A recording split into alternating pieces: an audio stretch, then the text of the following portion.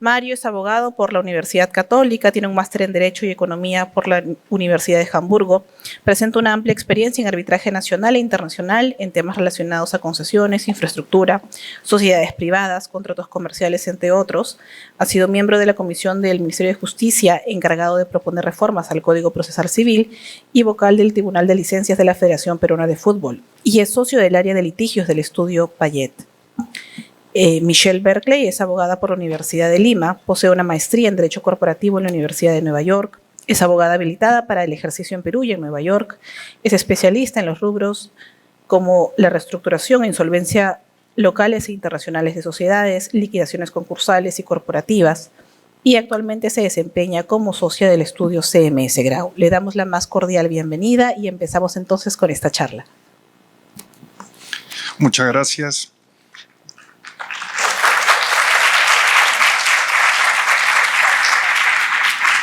Michelle, a mí me gustaría saber tu opinión de algo que he escuchado, yo diría, en el transcurso de los 2 últimos años, cuando ha salido un tema de este tipo y he tenido oportunidad de conversar con mujeres muy destacadas en el mundo del arbitraje, una posición en estos 3 casos, por ahí que un poco más, pero que a mí me llamó mucho la atención.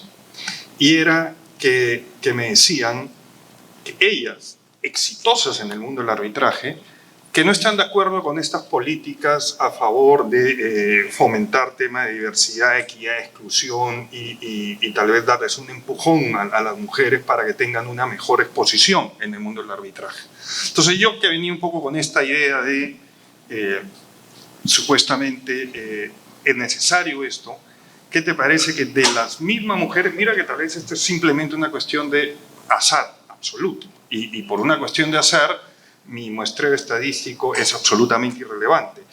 Pero sí me llama la atención que 3 mujeres a quienes respeto mucho y son exitosas en el mundo del arbitraje me digan no creo en esto y no lo creo necesario. ¿Qué te parece?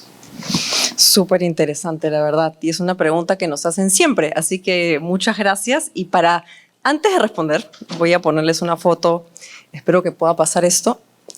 Seguramente ustedes la han visto antes, ella es Kathy Switzer y es la primera mujer que corrió una maratón. Ella corrió esta maratón en Boston y como ven en la foto, hay una persona de negro atrás, poco visible, pero es un oficial que se encarga de la maratón y la quiere jalar porque ella es la primera mujer que corre con un número. Entonces, esa persona que era el oficial de la maratón, uno de los que organizó, quiere jalarle el número, quitarle el número porque las mujeres no eran aptas para correr esas maratones y ella se había registrado sin que se dieran cuenta que era mujer. Oficialmente. Atrás está el novio de ella y otros corredores que la ayudan y la empujan y ella llega a la meta. Y ella llega a la meta, luego es descalificada, pero posteriormente gana la maratón de Nueva York y en fin, se vuelve una persona bien relevante en el mundo del deporte y hace historia con esto. Entonces me encanta este ejemplo porque, y ahí te voy a repreguntar, antes de contestar tu pregunta, Mario, ¿crees que esas abogadas tuvieron una experiencia como la de Kathy? ¿Son guerreras o tuvieron un camino pavimentado y simple para llegar a donde están? A ver, para no hablar del caso personal de cada una de ellas, que tampoco implicaría, creo que entrar a ese nivel de detalle, sin duda son mujeres muy capaces, siempre han sido muy capaces, muy exitosas, con gran personalidad, gran capacidad profesional, personal, que es también importantísimo.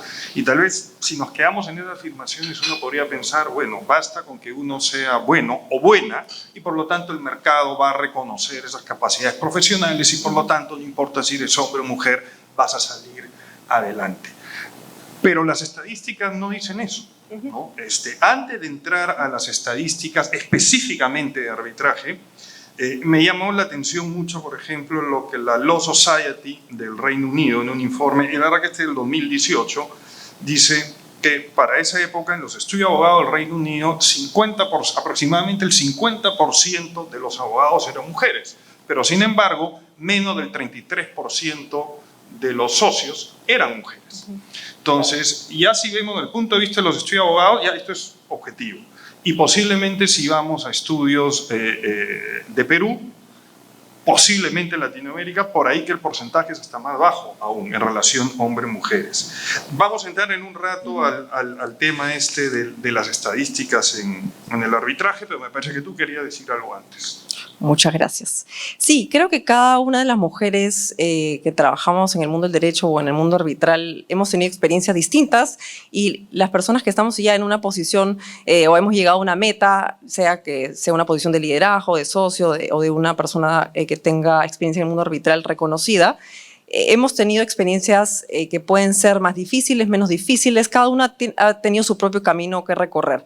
Pero lo cierto es que incluso las personas que por su propio mérito han llegado, han tenido un entorno posiblemente rodeado de personas que les han dado ciertas oportunidades. Porque en mi opinión personal, solo uno no llega a la meta que quiere. Siempre tiene alguien que le da la oportunidad, que le da el espacio para crecer y que lo apoya. Y esas personas que quizás hace mucho tiempo nos apoyaban, no sabían que estaban siendo diversos e inclusivos, porque esa denominación o esa etiqueta, si queremos llamarla, no existía en esa época.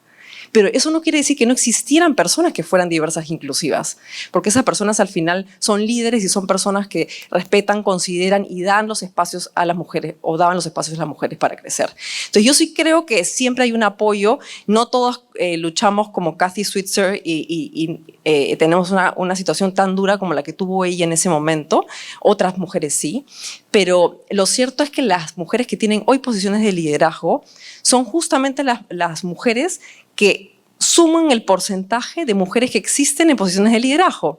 Entonces, lo interesante es ver la brecha, quienes no llegaron, porque quizás tus amigas o tus colegas justamente están en el porcentaje que vamos a ver, en el porcentaje positivo, lógicamente. Entonces, quisiera ahí que me cuentes sobre la data y veamos realmente con números de qué se trata la situación hoy.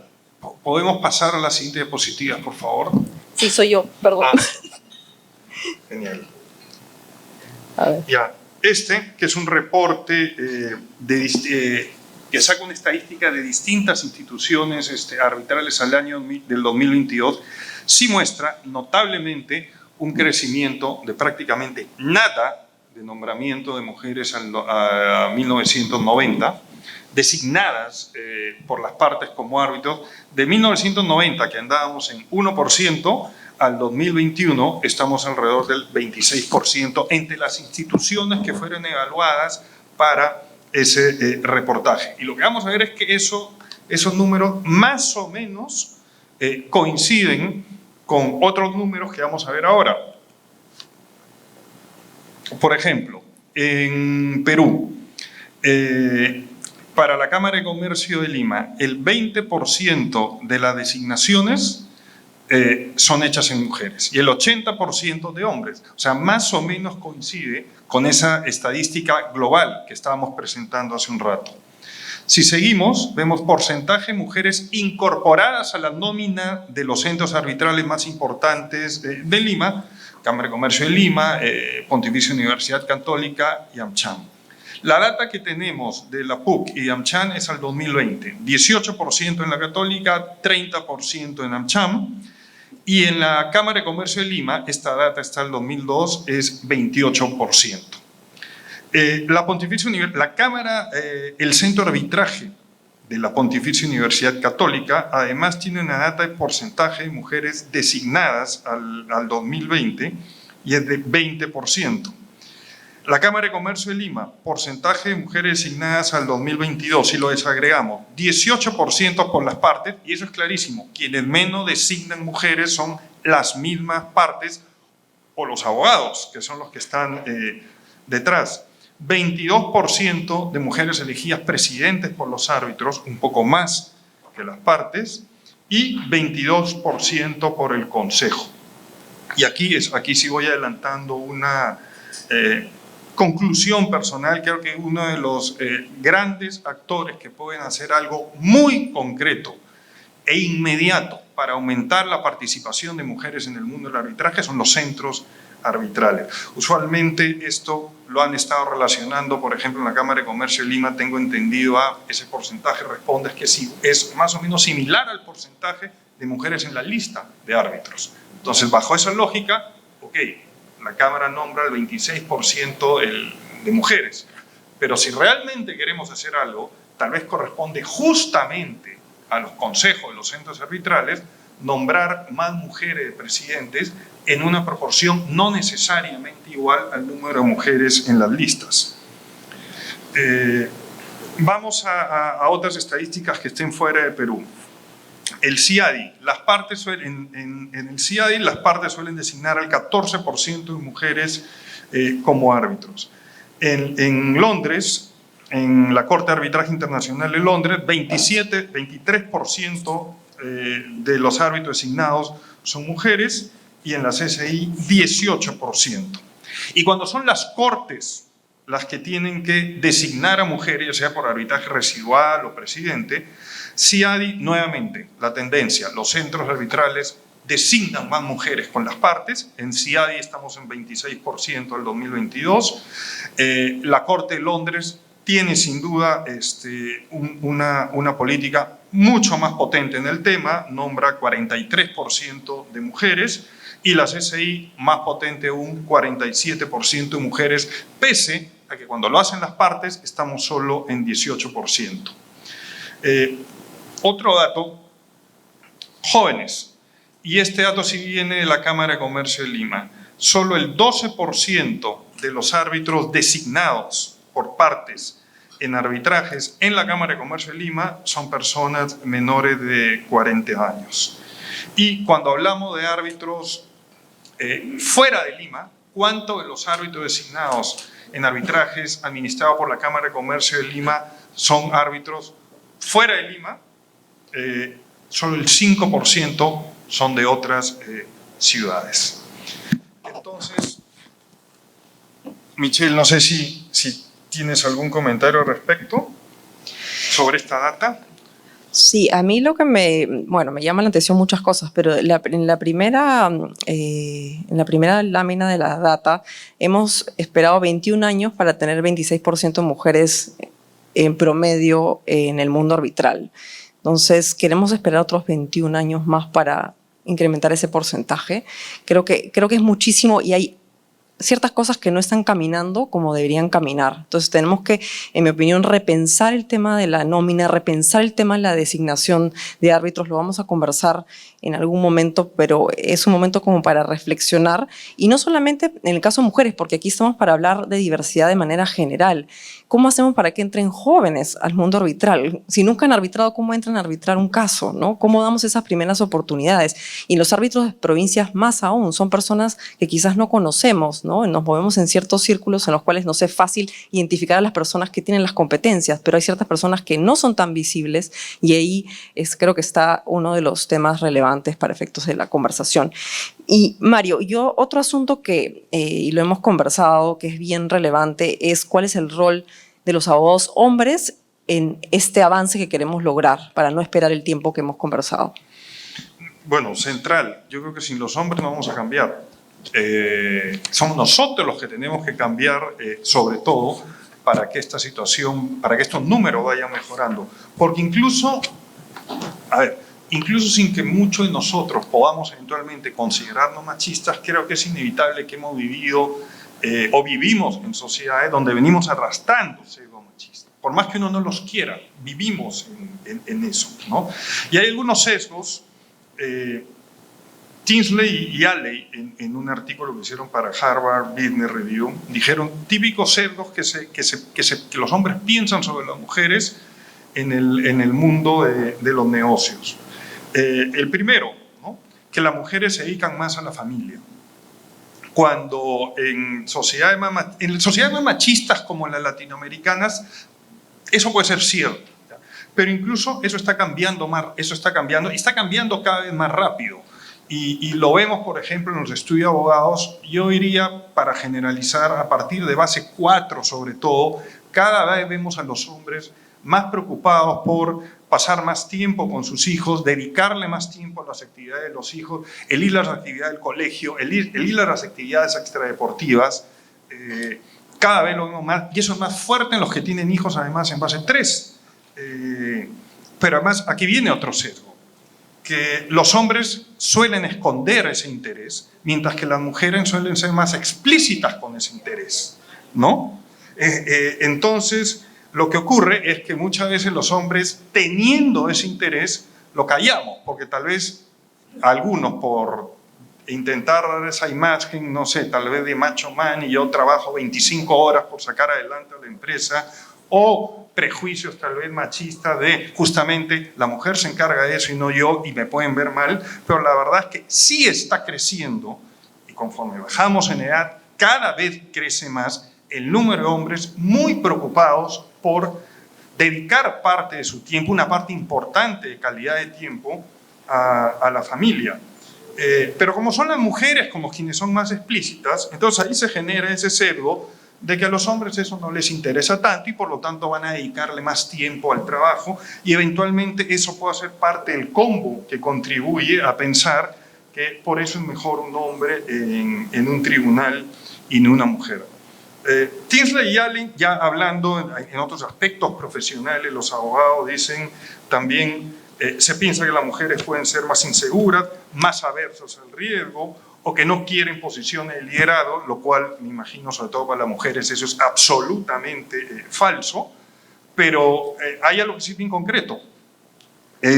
Los hombres solemos ser más duros cuando se ve en alguna mujer uno de esos defectos. Que los hombres, por supuesto que lo tenemos, por supuesto que somos inseguros, por supuesto que hay hombres que somos aversos al riesgo y por supuesto que en ese combo también hay hombres que no quieren determinada posición de liderazgo. Pero cuando en ese contexto un hombre falla, justamente esos prejuicios hacen que uno no vea o no sea muy crítico cuando el hombre falla en ese sentido, pero sí sea mucho más duro cuando la mujer falla en ese sentido. Entonces el círculo vicioso se sigue dando en contra de las mujeres. Los hombres, que estadísticamente seguimos siendo todavía en número más socios que las mujeres en la firma de abogados y por lo tanto solemos ser quienes solemos participar más en las decisiones de quiénes deben ser los árbitros a elegir. Tenemos ahí un rol importantísimo. Creo que todos estamos de acuerdo que tiene que ser una persona con talento y competencia, eso nadie lo va a negar, pero si no estamos conscientes de esos sesgos machistas, así sean inconscientes, es importante tomar medidas bien precisas, ¿no?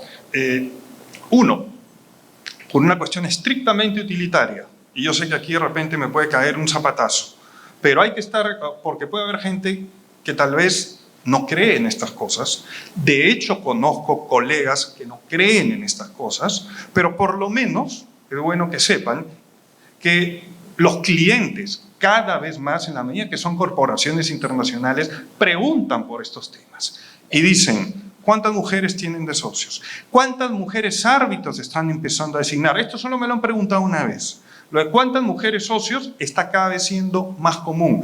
¿Cuántas mujeres van a haber en el equipo de trabajo?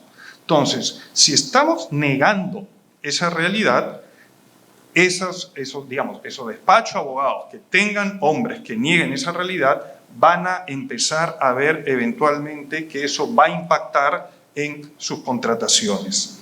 Y eso, por supuesto, que no va solo a las mujeres. Hay preguntas que ya están entrando a cuántos socios LGTB hay, cuántos discapacitados hay como socios o en el equipo de trabajo, ¿no?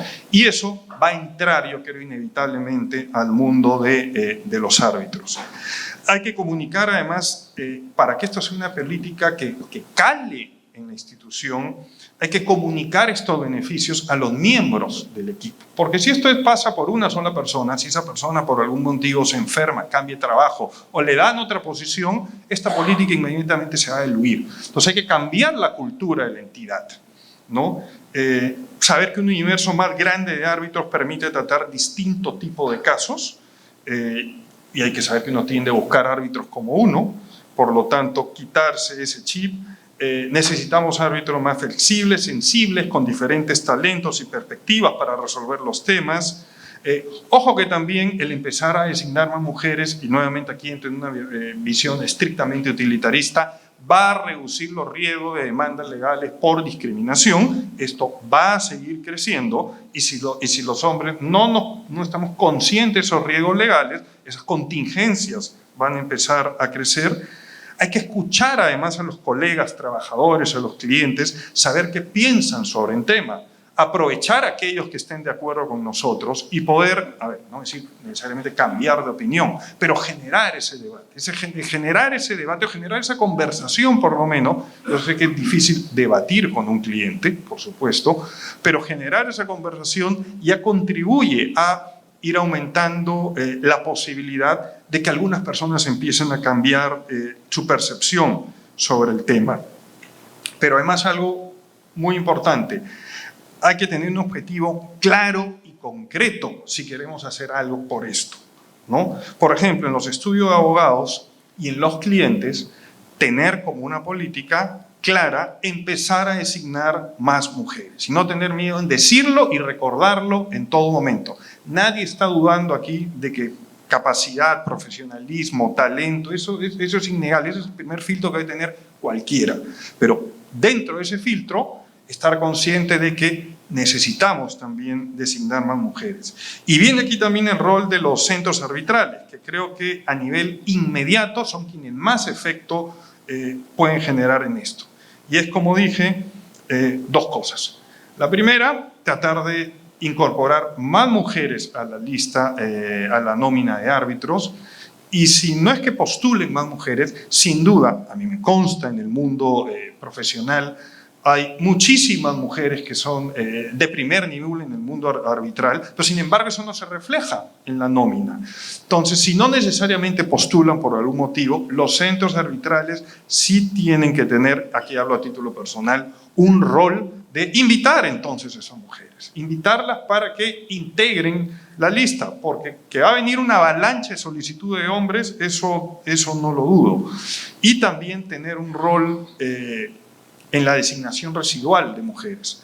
No quiero entrar ahora al tema de cuotas, sé que ese tema es aún bastante discutible y los efectos que se pueden generar son bastante discutibles porque las cuotas eventualmente pueden terminar perjudicando por cumplir con la cuota estándares de profesionalismo, ¿no?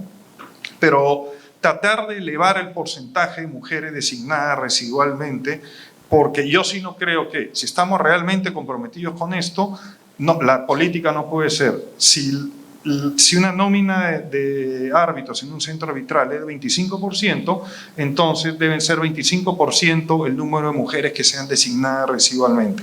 Así, simplemente, seguimos exactamente en el status quo. Y por último, sobre esto, estos cambios no son diferentes a cualquier cambio organizacional que se hace en una empresa, con lo cual, esto creo que es, en la medida que haya conciencia de poner un líder en cada equipo para desarrollar esta política, es un cambio que se puede hacer, yo creo que fácilmente a mediano plazo. Y en algunos casos, digo, en los centros arbitrales, incluso a corto plazo. Muchas gracias, Mario. Muy interesante. De ahí conversaré contigo algunos temas sobre si todos quieren ser líderes o no, porque es una gran pregunta, porque estuve justo revisando un reporte de un psicólogo que decía, bueno, no todas las personas quieren ser líderes y muchas veces eso no quiere decir que no quieran tener reconocimiento sobre su expertise, porque cuando uno es líder requiere seguidores y ciertas personas no quieren tener ese tipo de posicionamiento. Entonces, bueno, es discutible, pero creo que eso ameritaría otra sesión y me pareció bien interesante por lo que tú comentaste. Estuve revisando un reporte del Task Force del ICA, me parece Catherine está ahí, hay otro grupo de mujeres muy interesante del 2022 y decía, y coincido plenamente, que uno de los factores más relevantes para efectos de mostrar la situación que tenemos de bajo porcentaje de mujeres en el mundo arbitral es justamente el tema de sesgos inconscientes, y ese es uno de los factores más influyentes. Me pareció muy relevante, porque finalmente los sesgos están vinculados con estereotipos y cuanto menos información tenemos de las personas, más sesgos tenemos hacia ellas. Entonces, ¿cómo justamente generar que en los nombramientos arbitrales podamos tener mayor información? Tanto del lado de las partes como del lado de los centros. A veces elegimos, pero no elegimos con toda la información respecto a las competencias de esas personas. Entonces tenemos que, creo que, reflexionar sobre eso. Y ahora rápidamente una parte didáctica para mostrar si es que tenemos sesgos o no. Y yo les voy a preguntar a ver si conocen a estas personas. Y vamos, 1, 2, 3, a las siguientes fotos. ¿Todos han visto esta película, Legally Blonde? ¿Quiénes han visto la película Legally Blonde? La mayoría, correcto. Y quienes la han visto y quienes no la han visto posiblemente no elegirían a Elle Woods posiblemente como árbitro para su tribunal arbitral. Eso incluso no se le ven los tacos 15 que está usando, con lo cual es justamente una película que habla de estereotipos, ¿no? Siendo ella un personaje muy inteligente. En fin, recomiendo que vean esa película. Siguiente. ¿Quiénes conocen a este personaje? Mike Hawley de Lincoln Lawyer. Es una serie interesantísima. Si lo veo sin saber de la serie, realmente no lo contrato o no lo nombro, porque no está internado, no tiene una sonrisa, no parece una persona muy empática, pero es un abogado brillante, ¿no? Sugiero también la serie, es muy, muy buena. Último caso, y me parece un caso muy relevante, lo conversamos con Mario, Attorney Woo. Esa chica es otra serie, Extraordinary Attorney Woo, y ella es una persona autista, ¿no? Y como una persona autista, evidentemente no es una persona que lidera, es una persona con mucho conocimiento técnico, brillante, pero socialmente distinta, ¿no? Este personaje habla de ballenas todo el tiempo con sus compañeros, entonces es una persona que no es una persona neurotípica, sino una persona justamente distinta. La nombraríamos como árbitro a pesar de que es una persona inteligentísima o no. Quizás la nombraríamos si la conociésemos, ¿no? Si realmente supiésemos del valor que tiene esta persona para nuestro tribunal arbitral. Pero por fuera, si le escuchamos hablar 2 minutos, no lo hubiéramos elegido probablemente. Entonces, el tema de los sesgos en general es muy, muy relevante. Y para efectos del nombramiento, creo que tenemos que dejar el famoso gut instinct, ¿no? Porque muchas veces nombramos porque, sí, nos parece que podría funcionar. Necesitamos ir más a lo científico, podríamos decir, no a la data. Realmente a conocer a la persona, a tener más información sobre ella. Y quizás no es una persona que esté en nuestro entorno, pero por lo menos dar la oportunidad, porque si no, ¿cómo hacemos con las personas que en el caso de Perú vienen de provincias, que posiblemente en Lima no las conocemos, o los más jóvenes que recién están comenzando?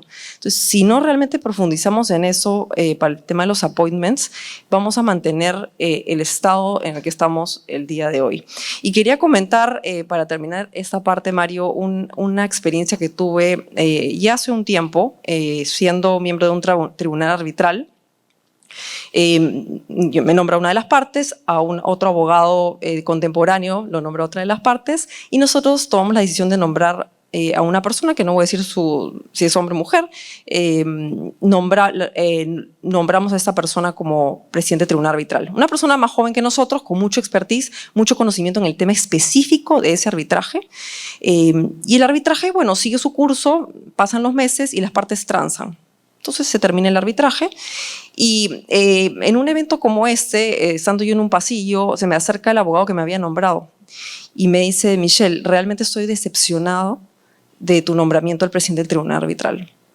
Yo quería que tú nombres justamente a una vaca sagrada del arbitraje y tú has nombrado a una persona sin experiencia. Entonces me quedé, por supuesto, helada. Contesté su comentario y omito lo que le dije.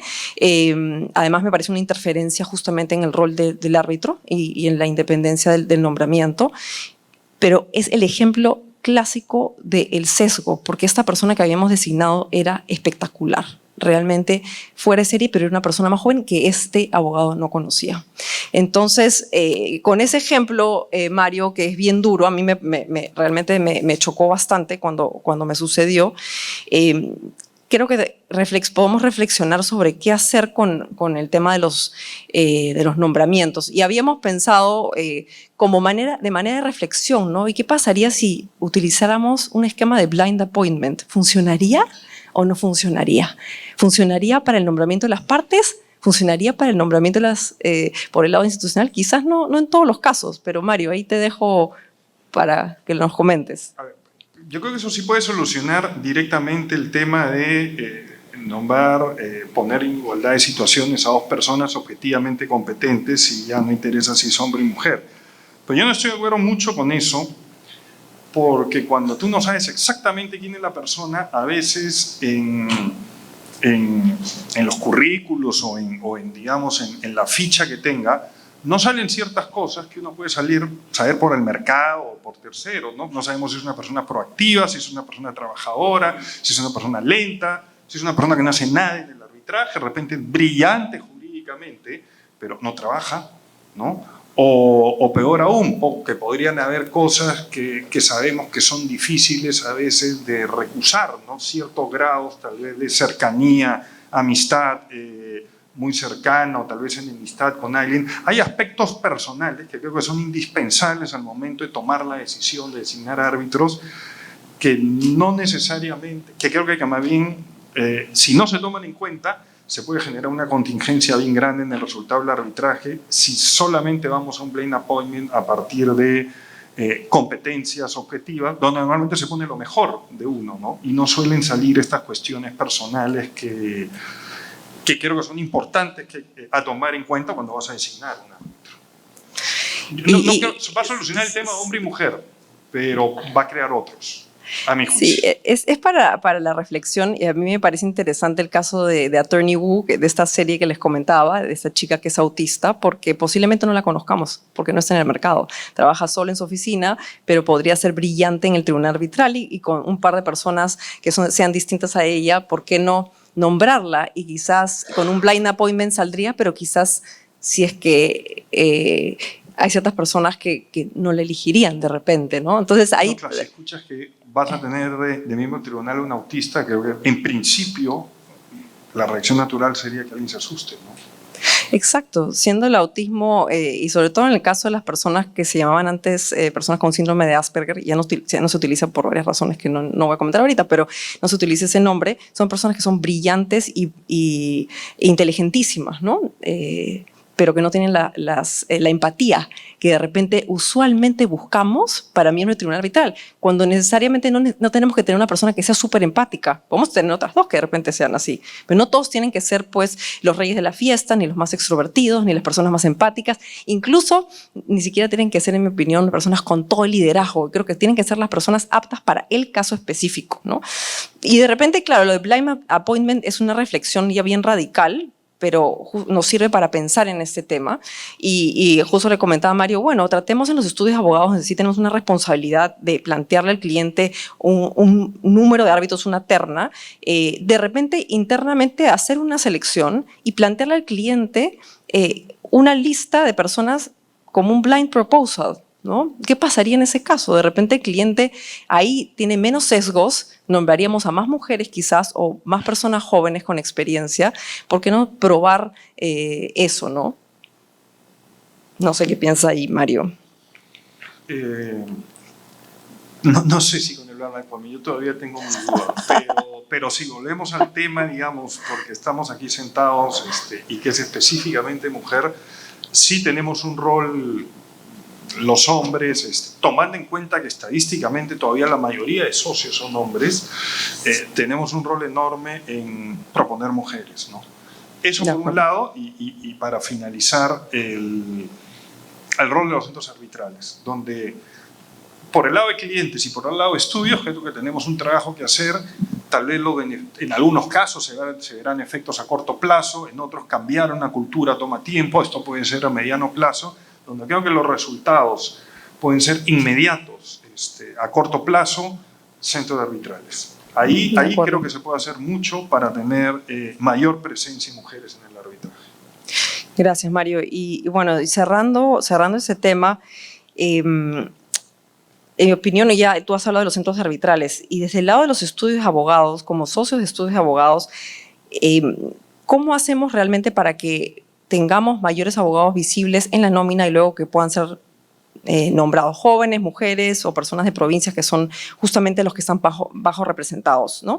Y para eso el trabajo no comienza cuando ya son grandes. Evidentemente el trabajo comienza cuando las personas son muy jóvenes, y ahí el rol del socio actualmente es súper importante.